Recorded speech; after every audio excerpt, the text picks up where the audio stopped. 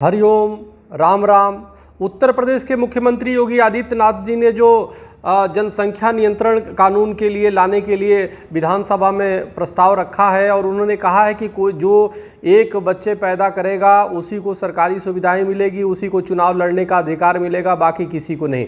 तो मेरा ये मानना है कि देखिए, अगर ये अगर जो किया जाता है, इसके पहले सबसे ज़रूरी है कि देश में समान नागरिक संहिता सिविल सबके लिए एक कानून की व्यवस्था किया जाए, समान नागरिक संहिता लागू की जाए, तभी जा करके सबके साथ न्याय होगा। उसके बाद जनसंख्या नियंत्रण कानून बनाया जाए। अगर ऐसा नहीं होता तो आप जरा सोचिए कि मुस्लिम वर्ग के लोग वो अपनी कानून की तरीके से जो उन्होंने संविधान में अधिकार मिला हुआ है, एक व्यक्ति एक मुस्लिम जो है 4 शादियां कर लेता है और हिंदू एक्ट में एक हिंदू एक ही शादी कर सकता है, दूसरा नहीं। इसी के परिणाम स्वरूप क्या होता है, अगर हिंदू को दूसरी शादी करनी होती है तो कागजी रूप में वो इस्लाम स्वीकार करता है, उसके बाद दूसरी शादी करता है। उदाहरण स्वरूप अभिनेता जो धर्मेंद्र हैं, उनको हेमा मालिनी से शादी करना हो तो कागज में उन्होंने अपने को इस्लाम धर्म स्वीकार करके उन्होंने निकाह किया है। तो उसी प्रकार से ये अगर होता है तो जनसंख्या इस तरह नियंत्रण कानून बनता है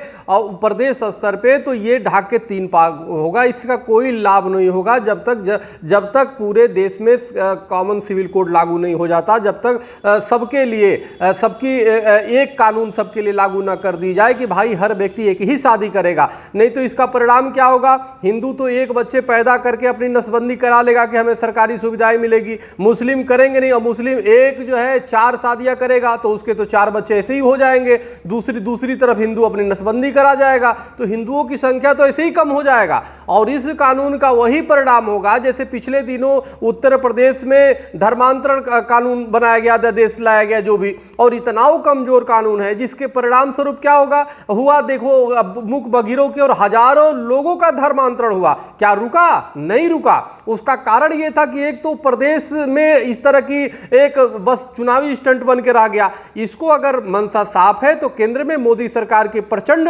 बहुमत की सरकार है। केंद्रीय स्तर पे समान नागरिक संहिता जो भारतीय जनता पार्टी का मुद्दा भी था, केंद्रीय स्तर पे समान नागरिक संहिता लागू किया जाए, पूरे देश के लिए एक कानून हो, कोई भी हर पुरुष एक शादी करेगा, इससे अधिक नहीं करेगा।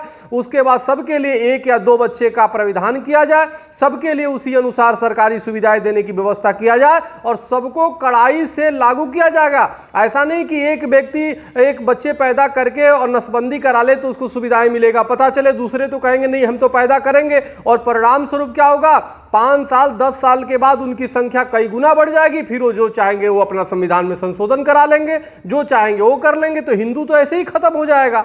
तो इसलिए सिर्फ चुनावी स्टंट नहीं करना होगा और ये हालत कानून का ना हो कि सिर्फ चुनाव आ रहा है इसलिए किया जाए। अगर मंशा साफ है तो मैं केंद्र सरकार को, प्रधानमंत्री मोदी जी से निवेदन करता हूं कि समान नागरिक संहिता पर तत्काल पूरे देश में उसके कानून लाए। उसके बाद पूरे राष्ट्रीय स्तर पे जनसंख्या नियंत्रण कानून बनाए, राष्ट्रीय स्तर पे, सिर्फ प्रदेश की बात नहीं मैं कर रहा हूं। प्रदेश में धर्मांतरण कानून एक बना है, अब देखो कितनी कमजोर है कि उसके बाद हजारों लाखों लोगों ने धर्मांतरण कर लिया, हिंदू कितने मुसलमान बना दिए, यहां तक कि मुख बधिरों को मोहरा बना दिया गया। तो ये चुनावी स्टंट न होके वास्तव में राष्ट्र हित में ये है कि राष्ट्रीय स्तर पे समान नागरिक संहिता बने, राष्ट्रीय स्तर पे जनसंख्या नियंत्रण कानून बने और राष्ट्रीय स्तर पे धर्मांतरण कानून बने ठोस। आखिर संसद किस लिए है? आखिर प्रचंड बहुमत की सरकार किस लिए है?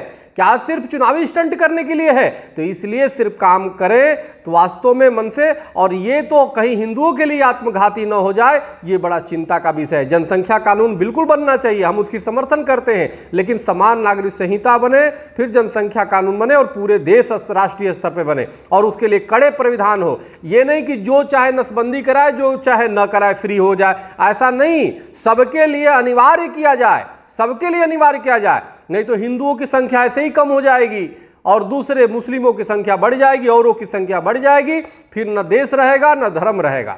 इसलिए चुनावी स्टंट न करके इस पे ठोस कार्रवाई करने की आवश्यकता है और केंद्र और पूरे राष्ट्रीय स्तर पे करने की आवश्यकता है।